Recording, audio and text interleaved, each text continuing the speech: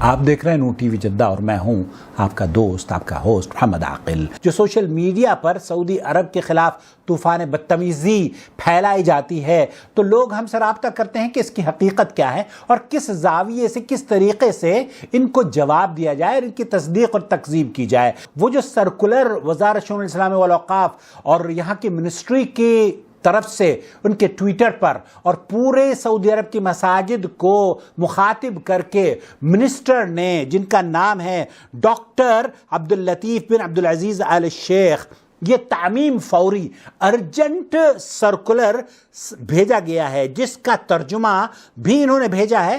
اسلام کی غلط تشریح کرتے ہیں، اگر یہ تشریح صحیح کرتے تو میں شاید 10 سال کے بعد توبہ نہ کرتا تبلیغی جماعت سے۔ یہ ایک بدعت اور فرقہ واریت کو فروغ دیتے ہیں۔ اور نمبر 4 یہ کہ سعودی عرب کی مملکت میں متعصب گروہوں بشمول تبلیغی اور دعوتی گروپ سے وابستگی ممنوع ہے۔ حقیقت یہی ہے کہ سعودی عرب میں اس طرح کی وابستگی کو پسند نہیں کیا جاتا جو کہ ہندوستان اور پاکستان کی تنظیموں میں ہے، چاہے وہ فلانے ڈاکٹر کی ہو، فلانے انجینئر کی ہو اور فلانے برادر کی ہو اور فلانے اس کی اسکالر کی ہو۔ میرے سامنے آل سعود کی دجالی حکومت کا ایک نیا فرمان ہے۔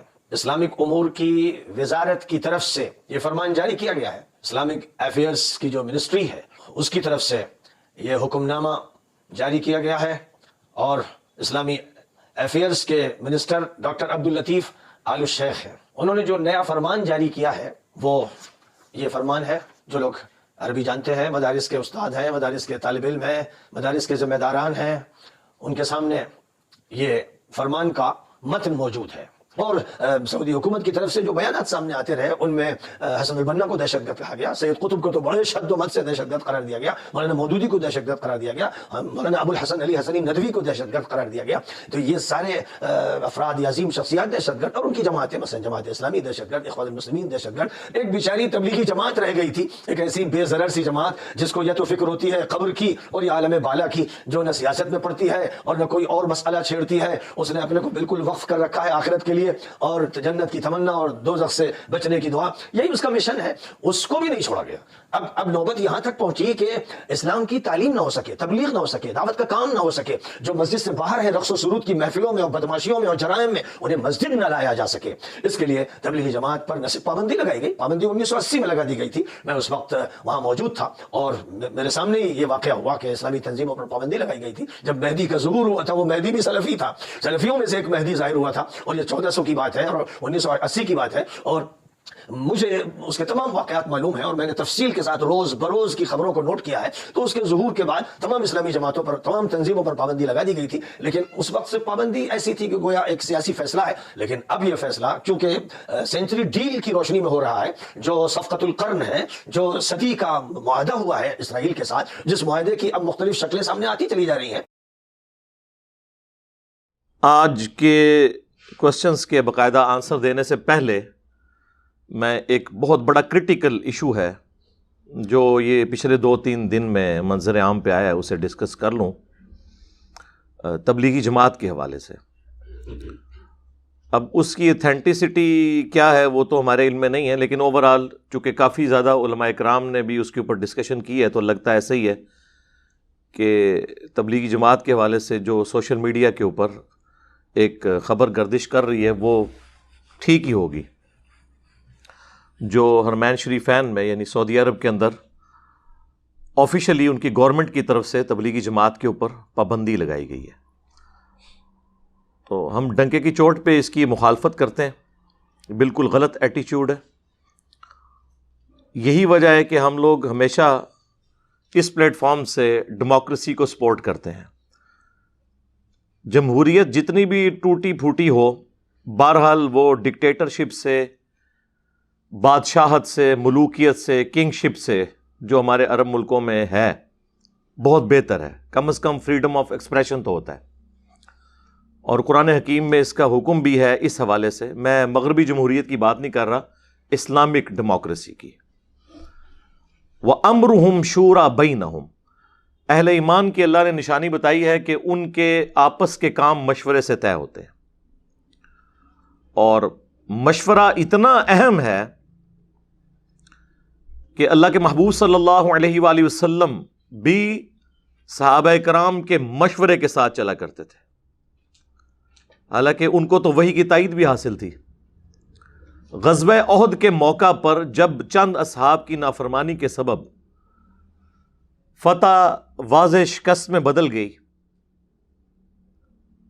اور قرآن حکیم میں باقاعدہ کم از کم 60 آیات میں سورہ آل عمران کے اندر اس کے اوپر اللہ تعالیٰ کی طرف سے کمنٹری بھی آئی، اس میں بھی آپ دیکھیں اللہ تعالیٰ نے یعنی صحابہ کرام کی اس غلطی کو معاف کرنے کے بعد نبی صلی اللہ علیہ وآلہ وسلم کے بارے میں اسپیسیفکلی فرمایا کہ اگر آپ تند مزاج ہوتے تو یہ صحابہ کا گروہ آپ سے الگ ہو جاتا، یعنی یہ آپ کے اخلاقیات ہیں کہ یہ آپ کے ساتھ اٹیچ ہے، اور اس کا سٹارٹ بڑے پیارے انداز میں کہ یہ اللہ کی رحمت ہے کہ تم ان کے لیے نرم دل ہو، اللہ نے اسے بھی اپنی طرف منسوب کیا، ورنہ تو یہ آپ کا ساتھ چھوڑ جاتے۔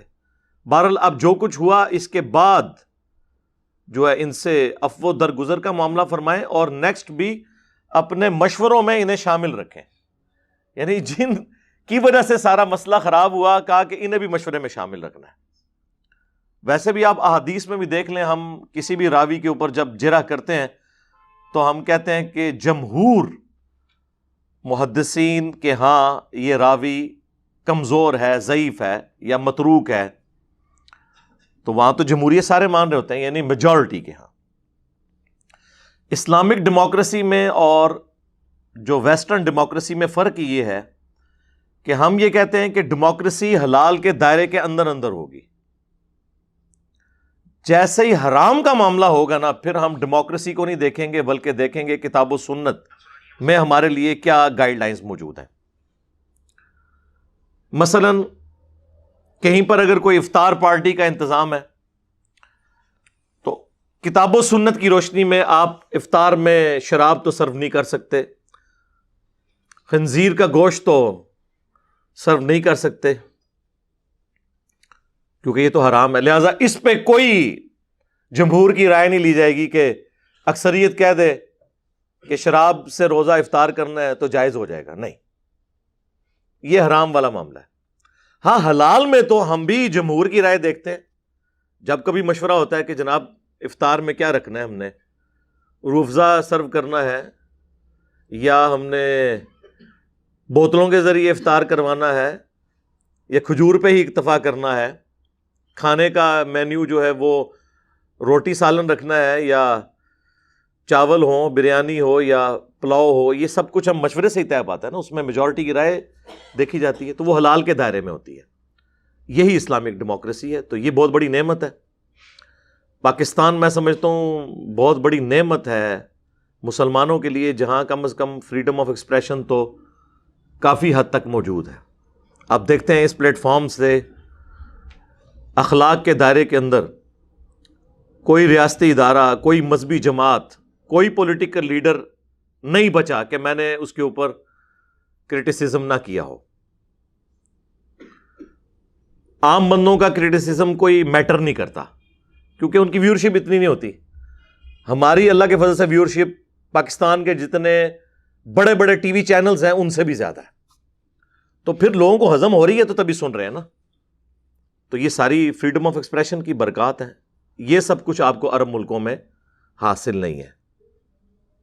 اور اب تبلیغی جماعت کے اوپر انہوں نے پابندی لگائی، اس حوالے سے میں ایک تھوڑی سی کلیریفیکیشن آپ کو دے دوں۔ تبلیغی جماعت پہ یہ پابندی جو لگی ہے یہ کوئی آج کی پابندی نہیں ہے، 1980s میں 8 سے 40 سال پہلے ہی تبلیغی جماعت پہ باقاعدہ طور پہ سعودی عرب میں پابندی ہے۔ اس وقت جو مفتی اعظم سعودیہ تھے انہوں نے باقاعدہ ریٹن میں فتویٰ دیا تھا کہ ان کی کتاب میں جو تعلیمات ہیں وہ قرآن و سنت کے منافی ہیں۔ وہ تو بالکل ٹھیک ہے، اس میں کئی چیزیں ہیں، ہماری بھی ریزرویشن ہے، اس کو میں تھوڑا بہت ڈسکس بھی شاید کر دوں اینڈ پہ، وہ الگ بات۔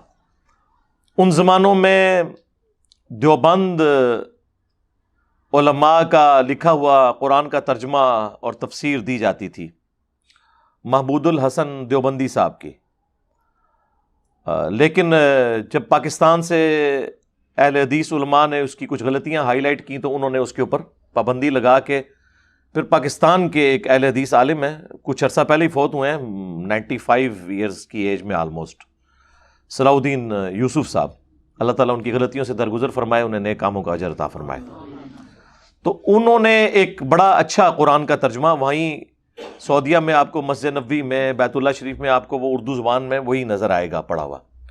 دارالاسلام پبلیکیشن جو پاکستان کا ایک ادارہ ہے, جو دنیا میں اس وقت سب سے بڑا ادارہ ہے کتابیں چھاپنے والا, اردو زبان میں, انگلش زبان میں.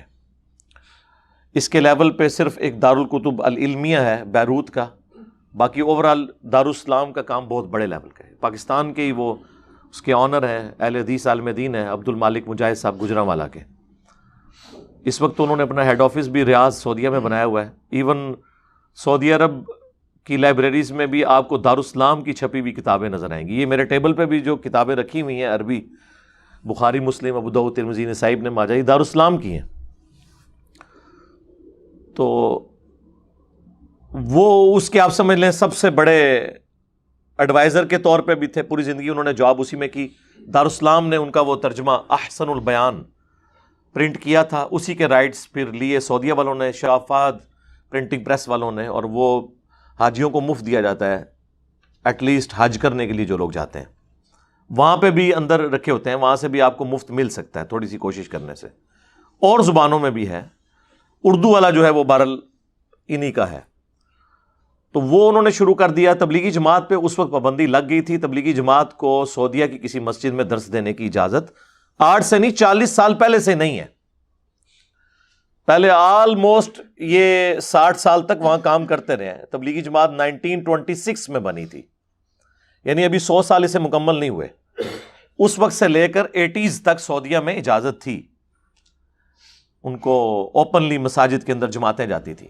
یہ جو آپ سنتے ہیں نا کہ تبلیغی جماعت پہ پابندی لگی ہے, یہ اب ذرا بڑے لیول کی پابندی ہے, کیونکہ وہ جو پرانی پابندی تھی اس میں مساجد میں تو وہ درس و بیان کا سلسلہ نہیں کر سکتے تھے, لیکن حج کے موقع پر منا کے خیموں کے اندر فضائل اعمال کا درس, اندازہ کریں یار, منا کے خیموں میں قرآن ترجمے سے پڑھنے کی بجائے وہ فضائل اعمال کا درس ہو رہا ہوتا تھا. میں نے خود مطلب اٹینڈ کیا 2007 میں جب میں حج کے لیے گیا, تو وہ اجازت تھی. اسی طریقے سے ہوٹلوں کے اندر اور گھروں کے اندر یہ سلسلہ چل رہا تھا. لیکن آپ سمجھ لیں جس طرح ہمارے یہاں پہ ہو جاتا ہے نا کہ کل عدم ڈکلیئر ہو جائے کوئی جماعت, تو وہ چھپ کے بھی کوئی ایکٹیویٹی نہیں کر سکتی.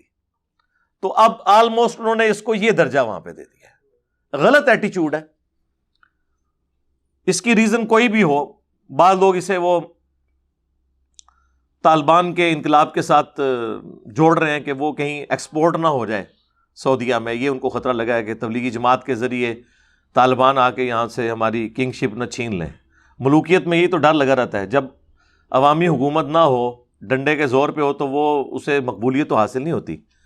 پہلے ان کو خطرہ جو ہے وہ صدام حسین سے تھا, اس سے پہلے خطرہ ان کو امام خمینی سے تھا, اور اب طالبان سے خطرہ لگ گیا. کبھی داعش سے لگ جاتا ہے. تو یہ بھی ایک بڑی جو انڈکلیئرڈ ریزنز ہیں نا, ان میں سے ایک یہ ہے کہ شاید وہ نہ.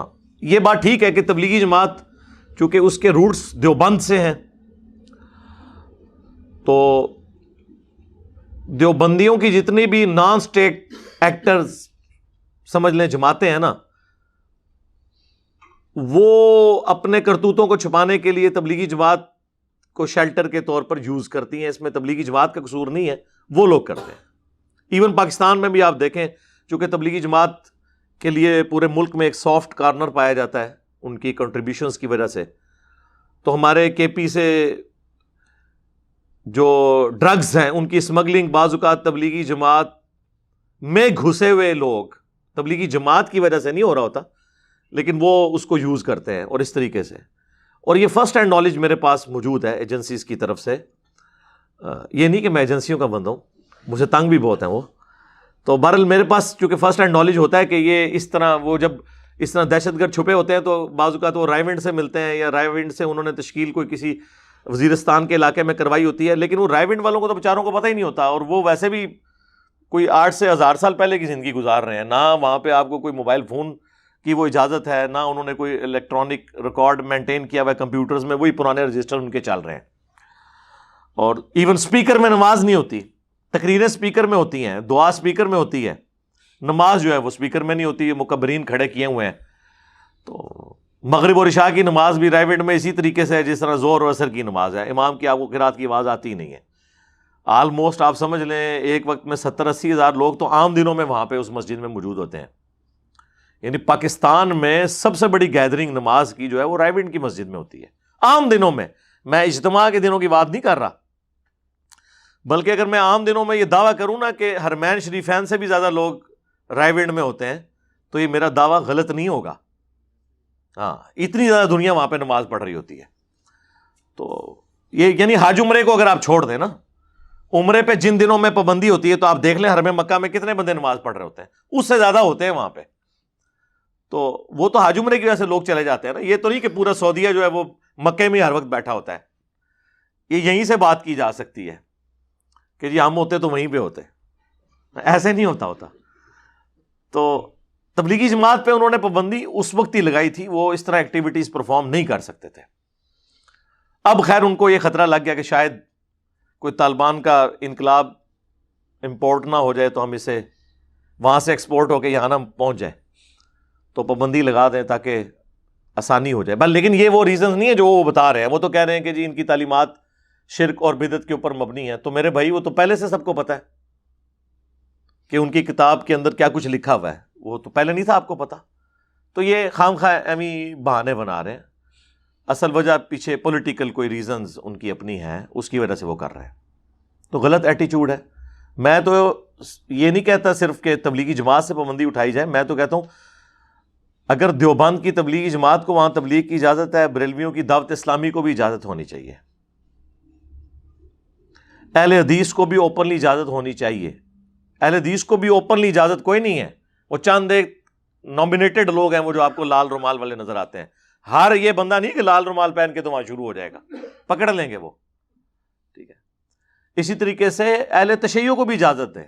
اگر کوئی شخص سمجھتا ہے کہ اس کے عقائد بڑے فرم ہیں، کتاب و سنت کے دلائل سے ہیں، تو آپ باقیوں کو موقع دیں، اس میں کیا مسئلہ ہے؟ سب کو اجازت ہونی چاہیے کہ وہ اپنا پوائنٹ آف ویو بیان کریں. ہاں، کوئی آرمڈ کنفلکٹ نہ کرے کہ کوئی اسلحہ اٹھا کے گن پوائنٹ پہ کسی کو منوانے کی کوشش کرے، یہ والی حرکت نہ ہو. باقی تبلیغ کی تو اجازت ہونی چاہیے. مکہ مدینہ انٹرنیشنل سٹیز ہیں مسلمانوں کے لیے، سب کو اجازت دے. اور یہ میں صرف ان کے لیے نہیں کہہ رہا، طالبان بھی افغانستان میں دعوت اسلامی کی جماعتوں کو آنے کی اجازت دیں. ہمارے پاس تو یہ بھی فرسٹ ہینڈ نالج ہے، افغانستان سے کئی لوگ یہاں پہ آ چکے ہیں ماشاءاللہ. اردو زبان کی برکت سے اللہ تعالیٰ نے انہیں کتاب و سنت کے منہج تک پہنچایا، تو وہ آ کے وہاں بتاتے ہیں وہاں پہ اہل حدیث پہ بھی کوئی اچھا وقت نہیں ہے طالبان کے آنے کے بعد. ان کو اس طریقے سے عام اجازت نہیں ہے، لیکن وہاں پہ بھی ان کو بھی خطرہ یہ ہے کہ اہل حدیث کے اندر داعش کے لوگ چھپے ہوئے ہوں گے، اس وجہ سے ان کا کریک ڈاؤن وہ کر رہے ہوتے ہیں. باقی تو ان میں ٹالرنس اس دفعہ بہت ہے. انہوں نے تو آپ کو پتہ ہے اس دفعہ محرم میں شیعہ کی جو مجالس ہیں ان کو بھی سیکیورٹی پرووائڈ کی ہے، جلوسوں کو سیکیورٹی پرووائڈ کی ہے. لیکن اس طریقے سے عام اجازت بریلویوں کو یا اہل حدیث کو، اہل تشیع کو اس طریقے سے اجازت نہیں ہے. تو اگر وہ یہ چاہتے ہیں کہ تبلیغی جماعت کو اجازت ملے تو انہیں بھی تھوڑا دل کھلا کرنا چاہیے. لیکن تیسری طرف ایران کے اندر جہاں جہاں پہ اہل سنت آباد ہیں وہاں پہ تبلیغی جماعت کو اجازت ہے تبلیغ کرنے کی، ان کی مساجد ہیں. یہاں پہ جھوٹ بولا ہوا جی وہاں سنیوں کی مساجد ہی نہیں ہے. ایک وہ الجزیرہ ٹی وی کے اینکر ہیں، وہ ایران کے دورے پہ گئے تو ان کی پوری آپ سمجھ لیں ڈاکومنٹری اپلوڈ ہوئی ہوئی ہے یوٹیوب کے اوپر، آپ دیکھیں.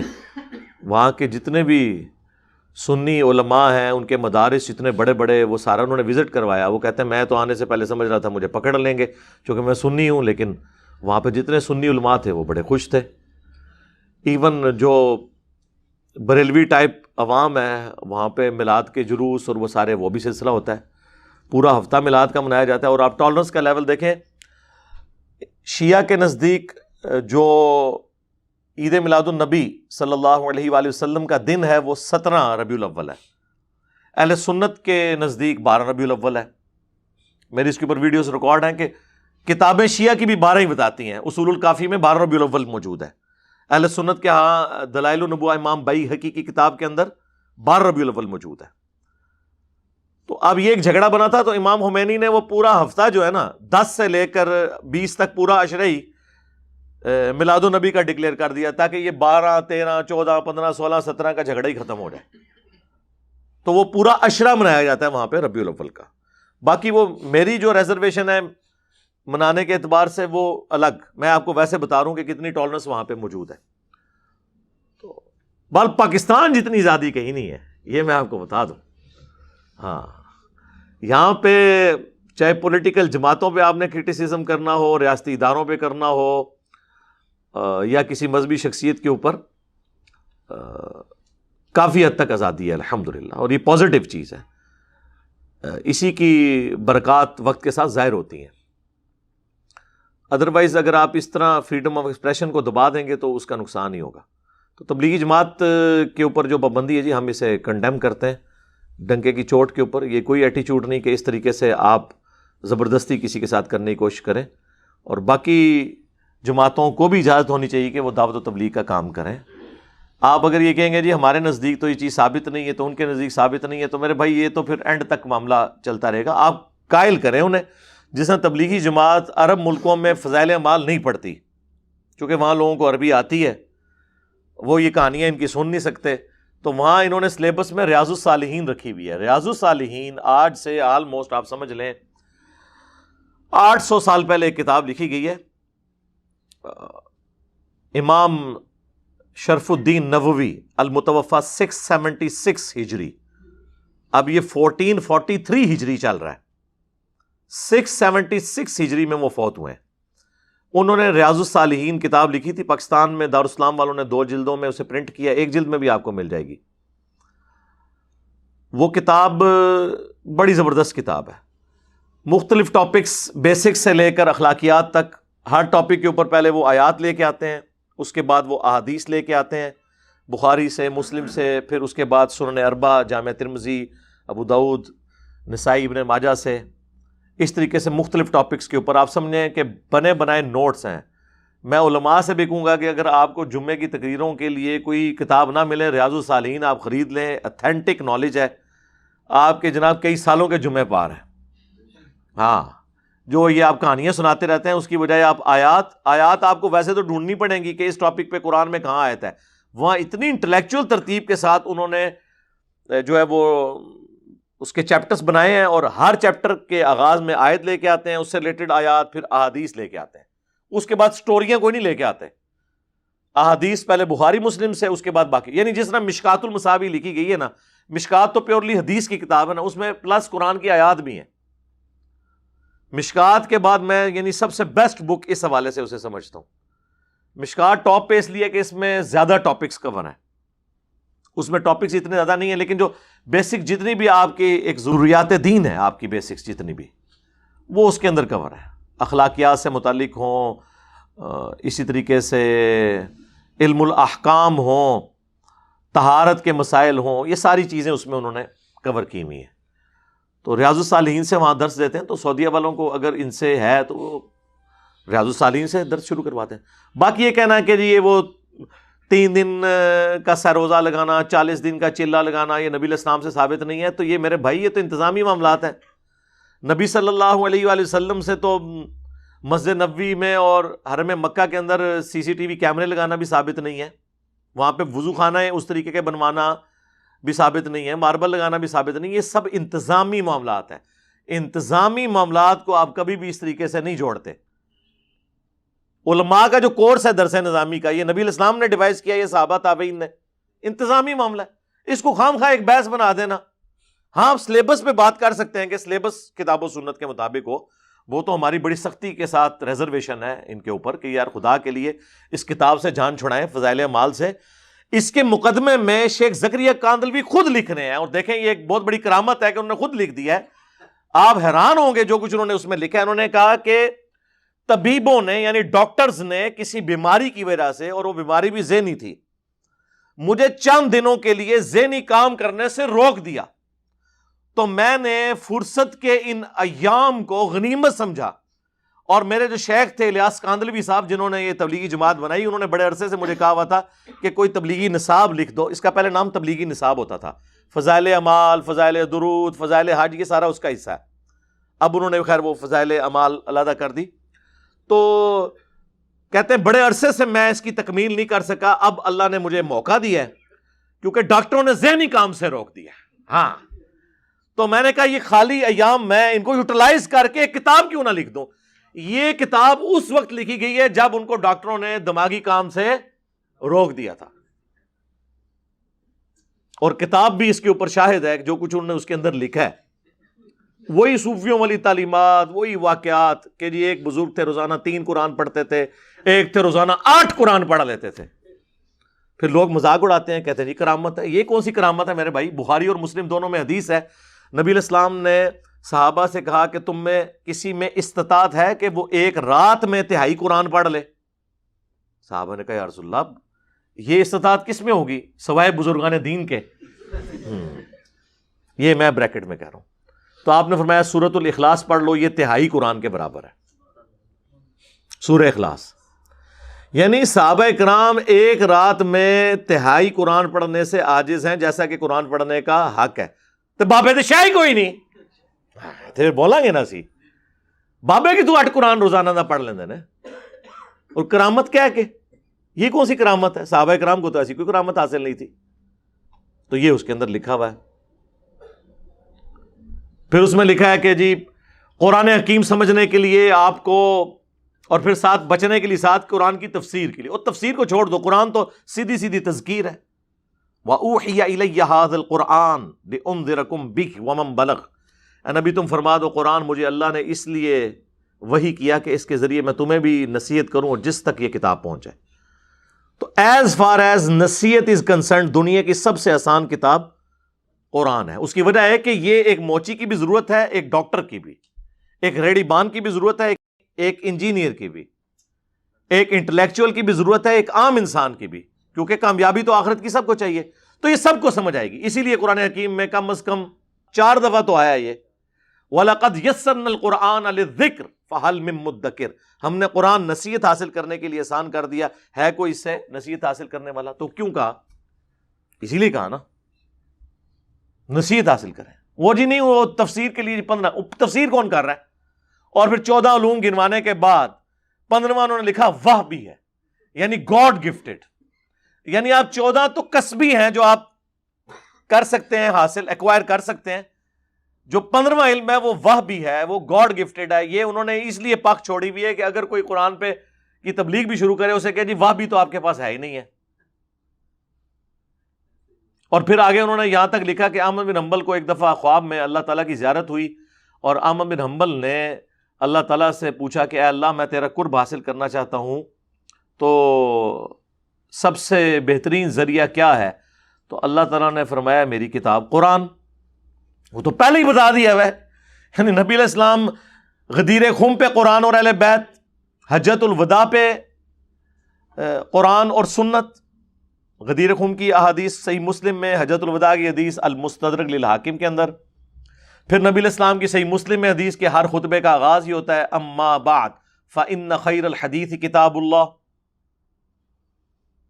پھر بخاری اور مسلم میں آیا کہ نبی علیہ السلام کا وسیع قرآن، جو عبداللہ ابن ابی اوفا سے کسی نے پوچھا کہ نبی علیہ السلام نے کسی کے لیے وصیت کی تھی، انہوں نے کہا قرآن کے مطابق چلتے رہنے کی ہمیں وصیت کی تھی. تو وہ تو احمد بن حنبل کو کوئی خاص بات یعنی آنی ہے. اور پھر اللہ تعالیٰ کی خواب میں زیارت ہوئی، ایڈی بڑی کہانی، اس تو بڑی کہانی. یعنی موسیٰ علیہ السلام کو تو خواب والا پیکیج آفر نہیں ہوا کوہ طور کے اوپر.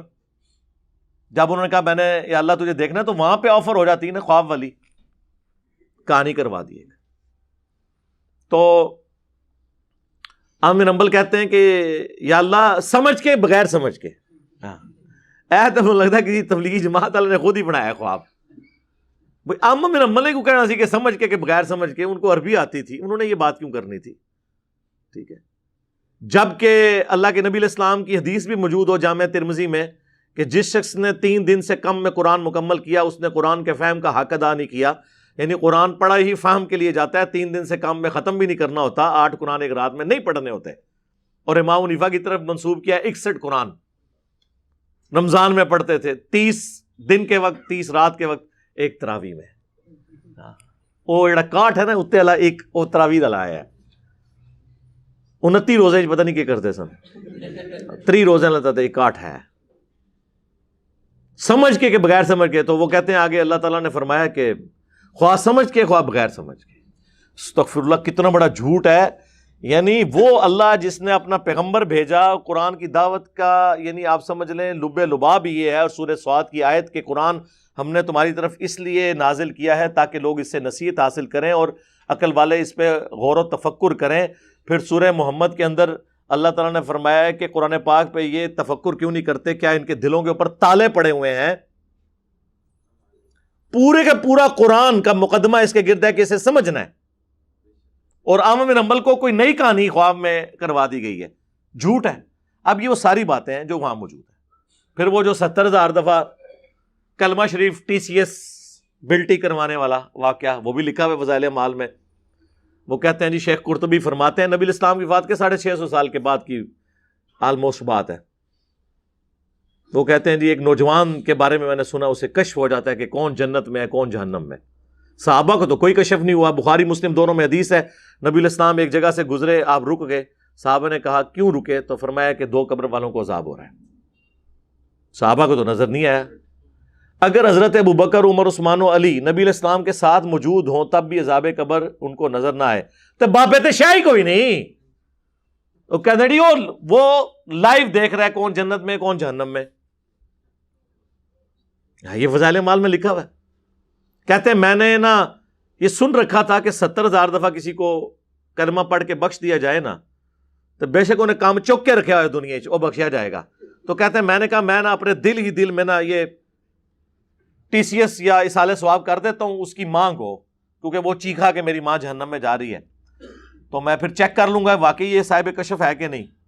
تو کہتے ہیں تھوڑی دیر بعد اس نے مسکرانا شروع کر دیا اور کہا کہ جی میری ماں تک وہ 70,000 دفعہ کلمہ پہنچا ہے, اللہ نے اسے بخش دیا ہے, اب اسے جنت کی طرف لے کے جا رہے ہیں. اور وہ شیخ کہتے ہیں کہ جی اس واقعے سے 2 رزلٹ نکلے. ایک تو مجھے یہ کنفرم ہو گیا کہ 70,000 دفعہ کلمہ پڑھ کے آپ کسی کو بخش دیں تو وہ بخشا گیا پاویں جو مرضی انہیں کیتا.